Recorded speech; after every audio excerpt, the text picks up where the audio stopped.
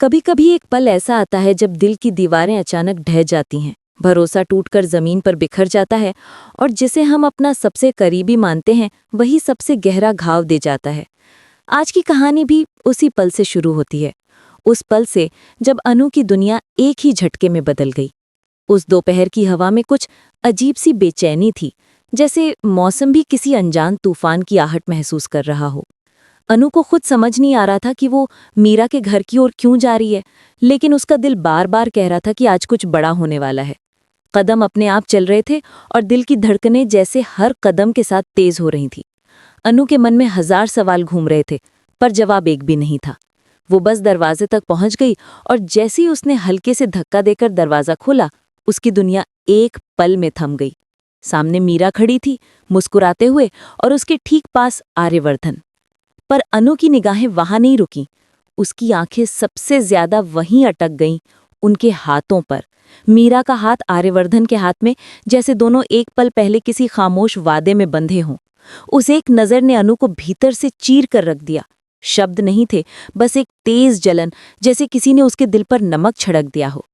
आर्यवर्धन ने अनु को देखते ही तुरंत अपना हाथ पीछे खींच लिया, जैसे कोई अपराध करते पकड़ा गया हो। उसके चेहरे पर घबराहट साफ दिख रही थी। वो एक पल के लिए मीरा से दूर हट गया और तेजी से बोला, अरे अनु, तुम यहाँ? कोई काम था? उसकी आवाज में जो बेचैनी थी वो अनु साफ साफ सुन सकती थी, जैसे वो झूठ को सच साबित करने की कोशिश कर रहा हो। अनु ने कोई जवाब नहीं दिया। उसकी आंखें अभी भी उसी जगह जमी थीं जहां कुछ सेकंड पहले दोनों के हाथ मिले थे। दिल भर आया था, लेकिन वो रोना नहीं चाहती थी। उसने बस एक शब्द कहा, सॉरी, और मुड़कर जाने लगी।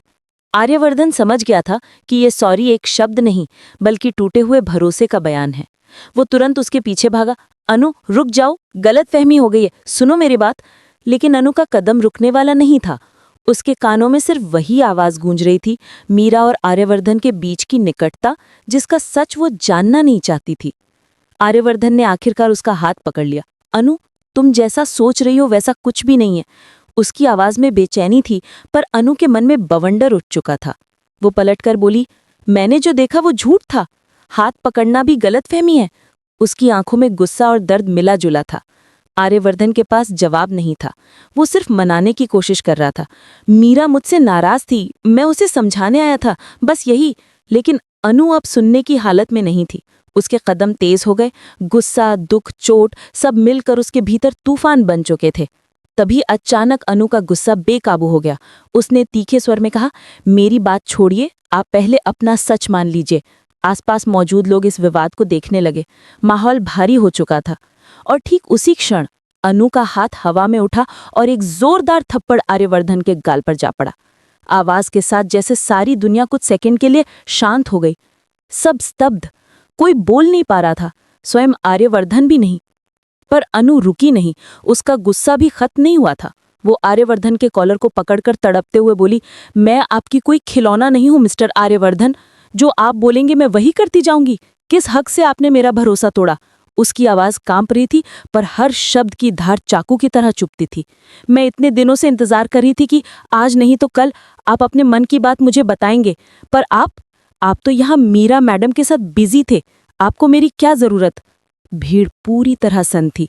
किसी ने सोचा नहीं था कि हमेशा शांत रहने वाली अनु इस तरह फट पड़ेगी। अनु का दर्द साफ था। वो सिर्फ स्पष्टीकरण नहीं मांग रही थी, वो उस प्यार और सम्मान की मांग कर रही थी जिसका वादा आर्यवर्धन ने कभी किया था। आर्यवर्धन अब भी खुद को संभालते हुए बोला, अनु, मुझ पर यकीन करो, ऐसा कुछ भी नहीं है जैसा तुम सोच रही हो। मीरा मुझसे नाराज थी, मैं इसलिए उसे समझाने आया था, बस यही। हमारा रिश्ता जैसा तुम समझ रही हो वैसा नहीं है। अनु ने गहरी सांस ली। गुस्से से उसका चेहरा तमतमा गया। अगर ऐसा ही था तो मुझे बताने से डर क्यों लगा? क्यों हाथ पकड़कर समझाना पड़ा? और क्यों क्यों मुझे लगता है कि मैं आपके लिए बस एक विकल्प हो? वो एक पल के लिए रुकी और फिर बोली, अगर ये सब पहले पता होता तो काश हम कभी मिले ही नहीं होते। हवा भारी हो गई थी, लेकिन तभी एक और तूफान फूटा, अनु के भीतर भी और माहौल में भी। उसने कहा, अब फैसला मुझे करना है कि आप पर भरोसा करूं या नहीं। और यही वक्त था कि कहानी ने एक नया मोड़ लिया। एक मोड़ जहां अनु को खुद तय करना था कि वो टूटे हुए रिश्ते को जोड़ने की कोशिश करेगी या खुद को और दुख से बचाएगी। तभी उसकी आवाज और दृढ़ हो गई और वो बोली, और शायद अब वक्त आ गया है कि लोग भी सच जाने। और यहाँ कथा थोड़ी रुकती है, लेकिन भावनाओं का तूफान नहीं। और इसी मोड़ पर एक खास आवाज़ सुनाई देती है, आपकी। क्योंकि जो होने वाला है वो आप भी तय करेंगे। अगर आप भी इस कहानी में अनु के साथ खड़े हैं तो अभी बताइए, क्या अनु को आर्यवर्धन पर दोबारा भरोसा करना चाहिए? अपनी राय ज़रूर लिखें। आपकी एक बात कहानी का रुख बदल सकती है। और हाँ, आगे जो घटेगा वो इससे भी ज़्यादा चौंकाने वाला होगा, इसलिए जुड़े रहिए। वो थप्पड़ सिर्फ एक आवाज़ नहीं था, बल्कि एक दरार थी जो दो दिलों के बीच खिंच चुकी थी, और अब उसे कोई भी नज़रअंदाज नहीं कर सकता था। आर्यवर्धन अभी भी वहीं खड़ा था, चेहरा सुन्न, आंखें नीचे झुकी हुई, जैसे उसे खुद समझ नहीं आ रहा था कि पिछले कुछ मिनटों में उसकी जिंदगी में क्या हो गया। और दूसरी तरफ अनु, जिसकी सांसें तेज थीं, जिसकी आंखों में दर्द और गुस्सा दोनों बहे जा रहे थे, और जिसकी आवाज़ अभी भी हवा में गूंज रही थी। पर वो रुकी नहीं, क्योंकि उसके भीतर जो ज्वाला भड़क चुकी थी वो बुझने वाली नहीं थी। अनु मुड़कर आगे बढ़ने लगी, लेकिन कदम लड़खड़ा रहे थे, जैसे दिल कह रहा हो कि वो भाग जाए, दिमाग कह रहा हो रुक कर सब तोड़ दे, और आत्मा बस रो पड़ने को तैयार हो। उसकी उंगलियां अभी भी कांप रही थी। ये कांपना गुस्से का था या टूटे हुए दिल का, उसे खुद नहीं पता। आर्यवर्धन ये एक लंबी सांस लेकर हिम्मत जुटाई और उसके पीछे धीरे धीरे बढ़ा। वो ज्यादा पास नहीं आया, बस इतना कि उसकी आवाज़ पहुंचे, अनु प्लीज रुको। अनु रुक तो गई, लेकिन पीछे नहीं मुड़ी। उसकी ठंडी आवाज़ हवा में तैर गई। क्यों? ताकि आप फिर कोई सफाई दें, कोई नया बहाना? आर्यवर्धन ने कहा, अगर तुम मेरी आंखों में देखकर सच जान लो तो शायद तुम।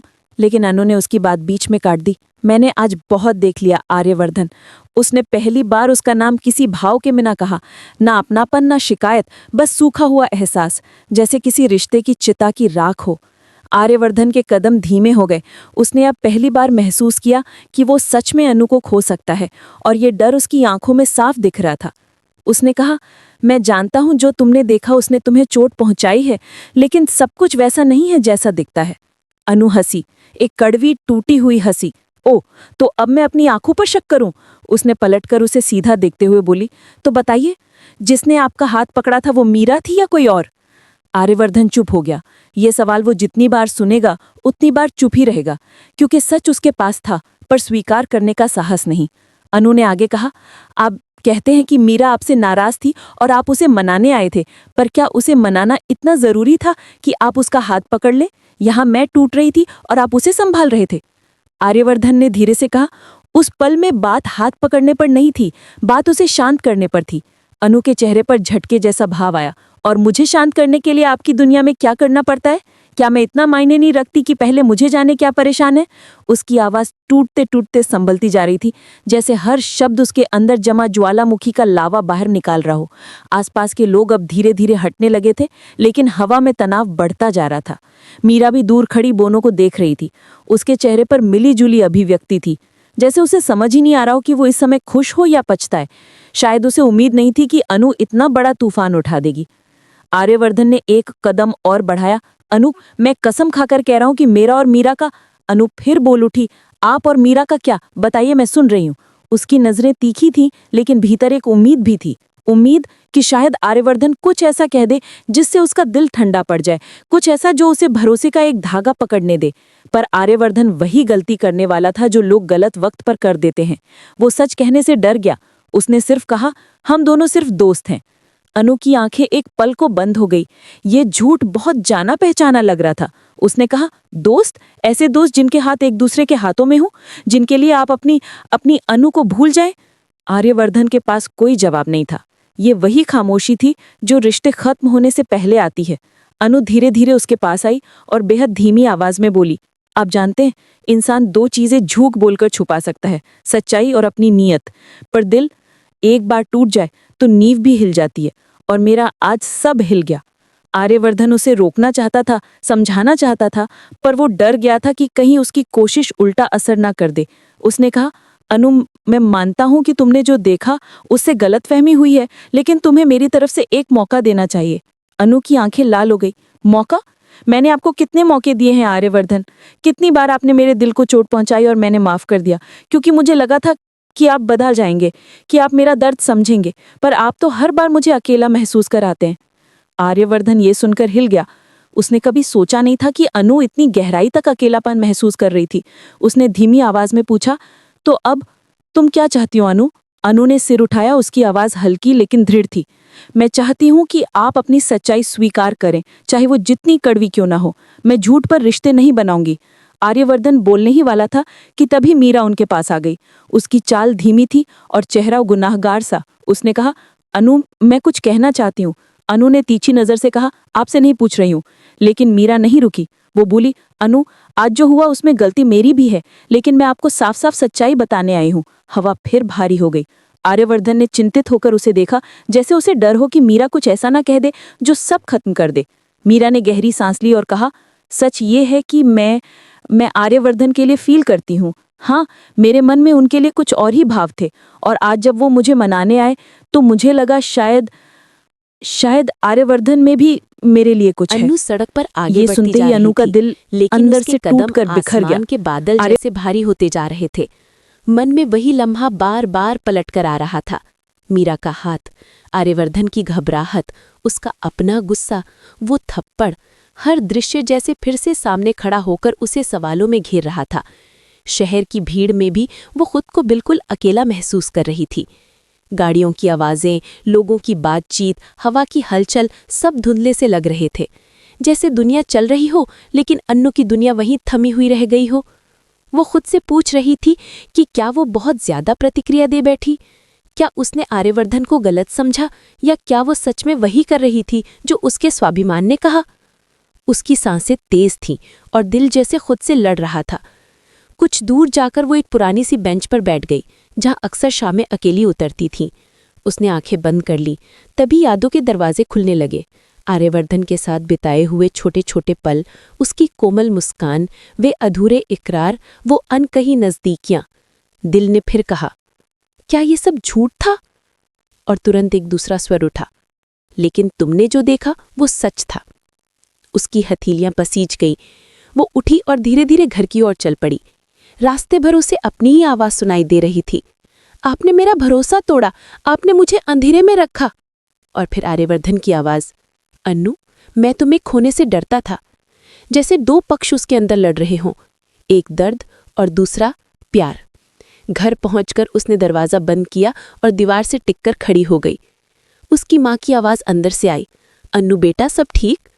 अनु ने जल्दी से कहा, हाँ माँ, मैं ठीक हूँ, बस थोड़ी थकी हूँ। लेकिन उसकी आवाज़ खुद बता रही थी कि वो ठीक नहीं है। वो अपने कमरे में चली गई और बिस्तर पर बैठते ही आंसू उसकी आंखों से फिसलने लगे। उसने सोचा शायद वो खुद को मजबूत दिखाने में इतनी लगी थी कि इस रिश्ते की नाजुकता को भूल गई।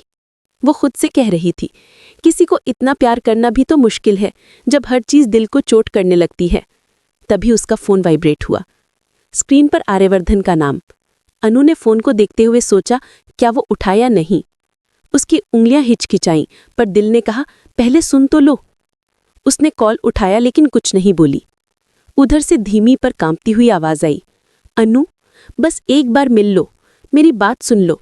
मुझे खुद नहीं पता कि मैंने कहाँ गलती की, लेकिन इतना जानता हूं कि तुम्हें खोने की कल्पना भी मेरा दम रोक देती है।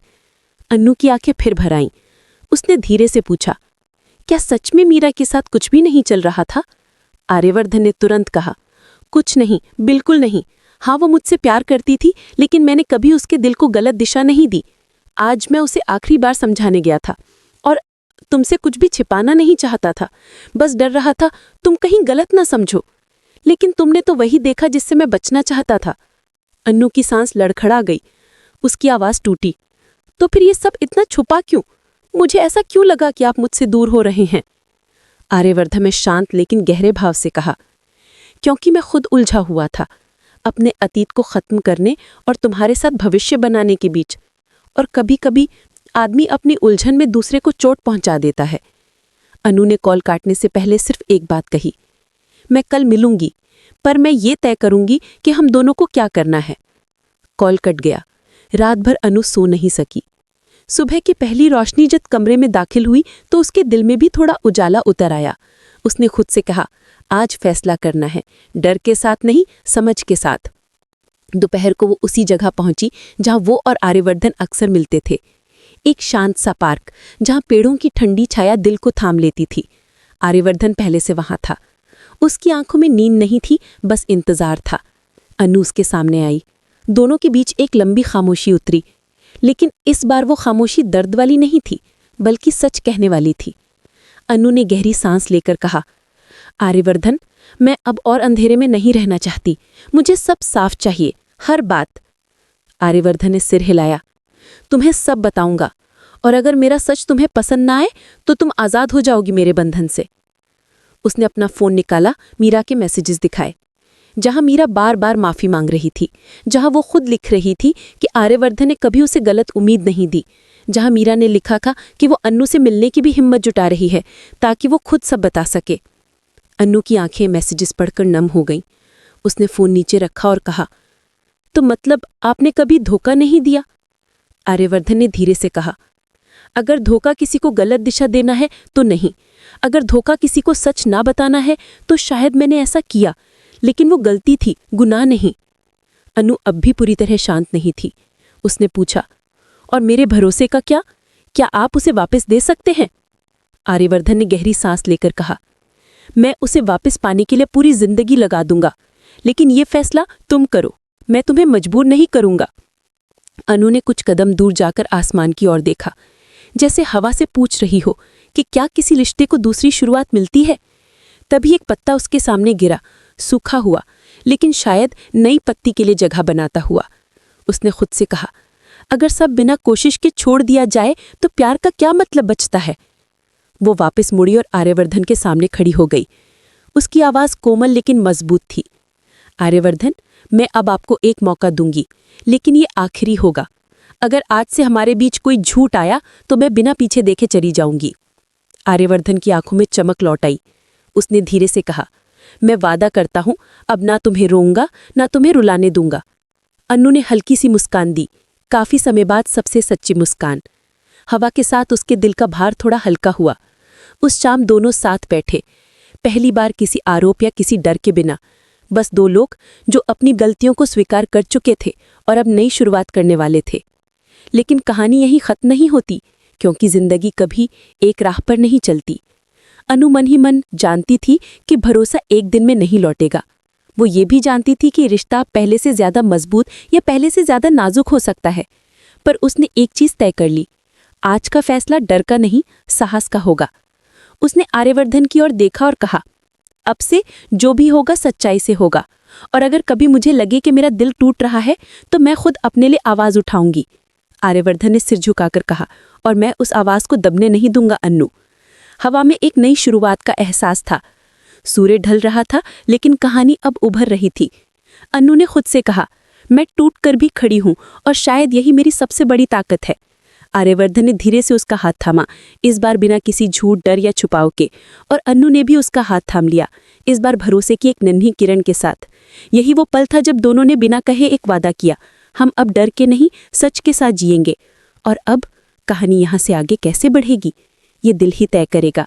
लेकिन अगर आप इस सफ़र का हिस्सा है, अगर आपको लगता है कि अन्नू ने सही किया, कि उसे प्यार को एक मौका देना चाहिए था, या आपको लगता है कि उसे और कड़े कदम उठाने चाहिए थे, तो अपनी राय हमें ज़रूर बताएं। आपकी आवाज़ इस कहानी की धड़कन है। कहानी जारी रहेगी और आप उसके सबसे बड़े गवाह होंगे। अगर आप चाहें कि अगला अध्याय और भी गहरा, भावनात्मक और तीव्र हो, तो अभी अपनी प्रतिक्रिया दें।